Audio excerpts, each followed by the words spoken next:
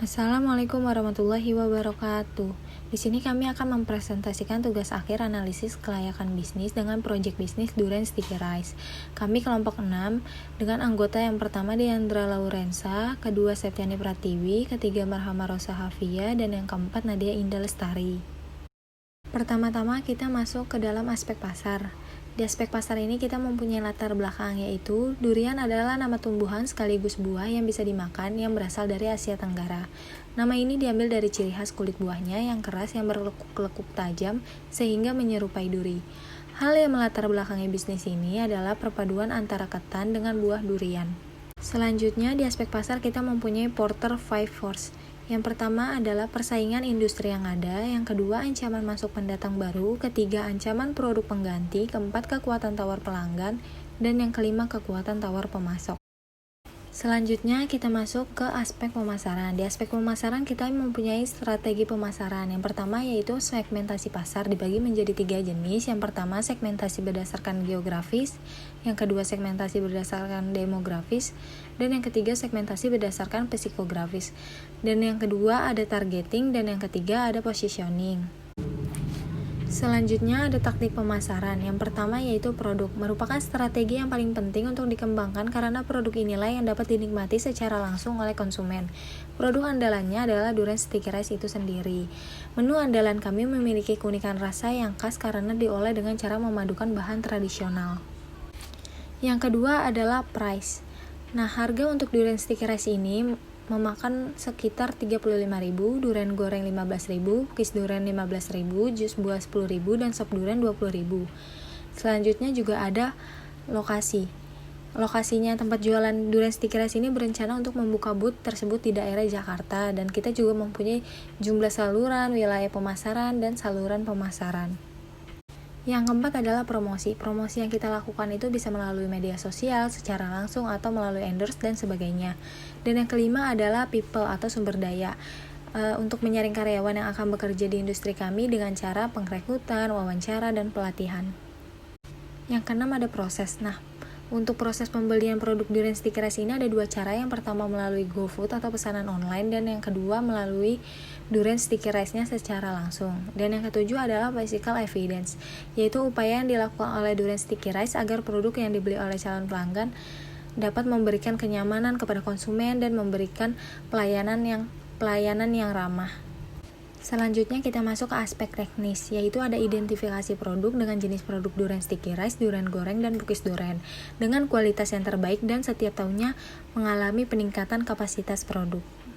Nah, flowchart proses produksi. Bisa dilihat sendiri kita mempunyai tahapan-tahapannya dan kita mempunyai 2 alternatif. Yang pertama alternatif proses produksi dan yang kedua alternatif teknologi.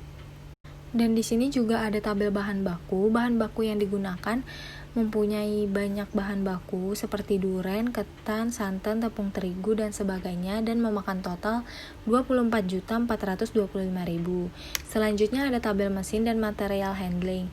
Nah, ini daftar mesin produksi. Kita mempunyai 2 mesin, yaitu mesin pendingin dan mesin blender dengan total 8.420.000. Dilihat pada tabel daftar peralatan, apa saja yang kami butuhkan memakan biaya sebesar Rp65.925.000, dan di tabel daftar kendaraan memakan biaya sekitar Rp307 juta. Utilitas atau fasilitas pendukung sebagai berikut. Lalu kesimpulan dari tabel lokasi pabrik di atas yaitu nilai bobot yang memiliki nilai paling besar adalah di wilayah Tebet. Maka wilayah tersebut merupakan wilayah yang strategis untuk usaha industri kami. Kemudian ada layout denah ruko dan gudang Duren Sticky Rice dan tabel bangunan dengan total 1,2 miliar. Selanjutnya terdapat perhitungan biaya investasi yang dapat dilihat di tabel dengan total Rp939.345.000. Perhitungan biaya produksi beberapa bahan baku yang kami butuhkan terdapat di dalam tabel dengan total Rp26.925.000. Berikut struktur organisasi, aspek manajemen, dan SDM. Selanjutnya ada uraian job untuk manajer keuangan yang dapat dilihat bahwa tugas-tugasnya bertanggung jawab dalam hal keuangan perusahaan. Lalu di manajer pemasaran bertanggung jawab terhadap manajemen bagian pemasaran, mulai dari penjualan, penggunaan dana promosi, sampai laporan pemasaran kepada direksi. Manajer operasional mengelola dan mengarahkan tim operasi untuk mencapai target bisnis, serta memantau dan mengendalikan pengeluaran sesuai anggaran, mengelola penugasan kerja dan alokasi untuk staf, membantu mengembangkan atau memperbarui prosedur operasi standar untuk semua kegiatan operasional bisnis. Manajer SDM bertanggung jawab mengelola dan mengembangkan SDM, membuat sistem hubungan relation yang efektif dan efisien, bertanggung jawab penuh dalam proses rekrutmen karyawan, dan bertanggung jawab pada hal yang berhubungan dengan karyawan seperti absensi, perhitungan gaji, bonus, dan tunjangan, dan membuat kontrak kerja serta memperbarui masa berlakunya. Contoh spesifikasi pekerjaan: manajer keuangan, pendidikan S1 akuntansi, pengalaman kerja minimal 3 tahun, memahami sistem akuntansi komputer, memiliki kemampuan bahasa Inggris yang baik, ulet, teliti, dan good attitude. Lalu manajer pemasaran, pendidikan S1 marketing, pengalaman kerja minimal 3 tahun, memiliki pengetahuan di bidang penjualan dan pemasaran, mempunyai kemampuan untuk melayani pelanggan dan personal dengan baik. Manajer operasional, pendidikan S1, pengalaman kerja minimal 3 tahun, ahli dalam pengoperasian berbagai jenis software, mampu mengambil keputusan secara horizontal maupun vertikal, memiliki pemahaman dalam bidang delegasi. Manajer SDM pendidikan S1 psikolog, pengalaman kerja minimal 3 tahun, memahami beragam karakter manusia dan dapat memahami pembuatan berbagai laporan hubungan relation. Sistem kompensasi dan benefit. Di sini bisa dilihat kompensasi dan benefit memiliki perbedaan antara tingkat posisinya. Perkiraan biaya SDM di sini bisa dilihat jumlahnya ada Rp114.900.000. Aspek hukum akta pendirian perseroan terbatas Durja. Pada hari ini hadir di hadapan saya Dr. Ratna SH, Notaris Jakarta Selatan, dengan nama-nama di bawah ini sebagai saksi, dengan nomor dan tanggal pengesahan Badan Hukum 12.02.2020. Dengan pasal-pasal yang sudah tertera, demikianlah akta ini dan disebutkan nama-nama sebagai saksi di bawah ini. Akta ini telah ditandatangani dengan sempurna dan diberikan sebagai salinan yang sama bunyinya. Notaris di Jakarta. Aspek ekonomi, sosial, dan politik. Aspek ekonomi, bisnis yang kami jalani memiliki dampak di bidang industri kuliner yang cukup kuat untuk mendukung perkembangan ekonomi. Di antara lain, yang pertama, sisi perencana pengembangan nasional. Di sini ada beberapa poin tentang analisis manfaat proyek ditinjau di bawah ini. Bisa dilihat sendiri. Yang kedua, hambatan di bidang ekonomi. Di sini bisa dilihat sendiri ada 3 poin: iklim tropis, produktivitas rendah, dan juga kapitalis sedikit. 3. Ada dukungan pemerintah, yang meliputi kebijakan langsung mempengaruhi 3 variabel yang tertera di bawah ini, yaitu kebijakan perdagangan luar negeri, kebijakan perdagangan dalam negeri, dan juga kebijakan produksi. Dan juga ada kebijakan tidak langsung merupakan kebijakan yang bersifat perantara. Aspek sosial. Di sini bisa dilihat sendiri bahwa aspek sosial memiliki 3 poin. Yang pertama, perusahaan sebagai lembaga sosial. Yang kedua, perubahan kondisi sosial yang kompleks.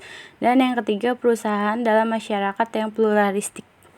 Untuk aspek politik di sini bisa dilihat sendiri kayak ada munculnya pandemi COVID-19, good news, bad news, dan juga jadi jelas bahwa aspek politik pemerintah secara langsung ataupun tidak langsung berpengaruh pada dunia bisnis. Makin kacau politik suatu daerah dan negara, berdampak makin kacau pula dunia bisnis daerah atau negara tersebut, dan begitu pula sebaiknya.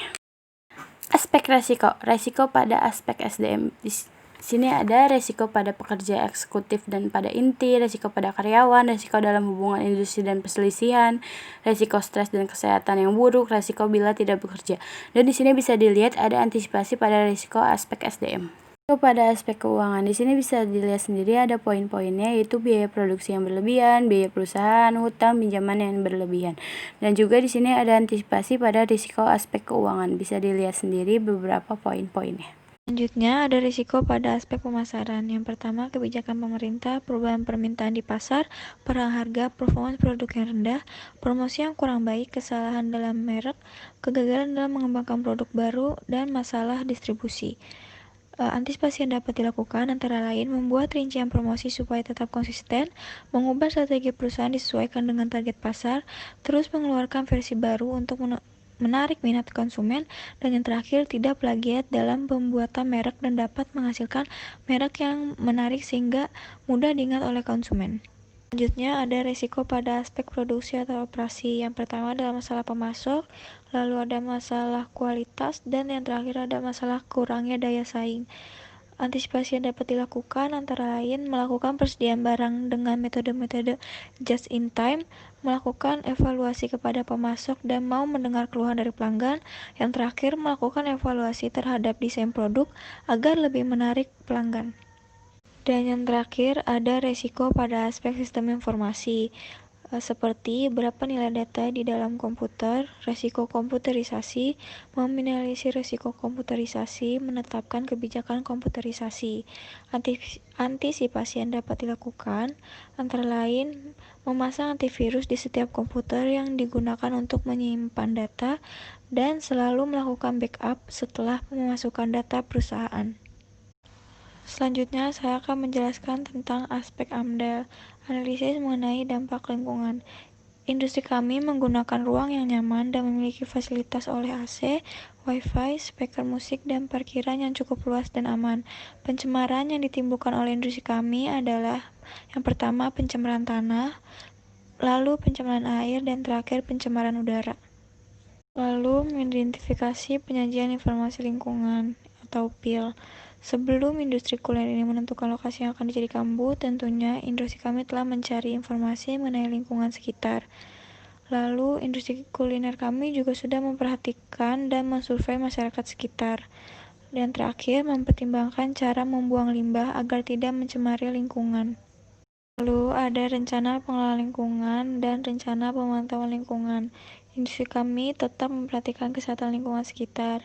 Jika industri ini dapat menimbulkan dampak buruk kepada lingkungan dan masyarakat sekitar, maka akan ditindaklanjutkan sebagaimana mestinya dan lain sebagainya yang sudah tertera di PowerPoint. Selanjutnya, saya akan menjelaskan tentang aspek keuangan. Kebutuhan dana industri kami sebesar 727 juta dengan sumber dana modal sendiri 50% dan pinjaman bank 50% dengan bunga per tahun 5% dan ansuran 5 tahun. Selanjutnya, ada terminal value yang telah kami perhitungkan dan ada laporan laba rugi yang telah kami perincikan di PowerPoint. Selanjutnya, kita bisa lihat di sini ada tabel profit dan tabel payback period. Di situ sudah tertera semua dengan jelas angka-angkanya. Lalu ada tabel present value. PVIF kami asumsikan sebesar 3% dan 5%. Kemudian ada internal rate of return atau IRR yang telah kami perhitungkan dan ada profitability index. Sekian dari kelompok kami, kurang lebihnya mohon dimaafkan. Wassalamualaikum warahmatullahi wabarakatuh.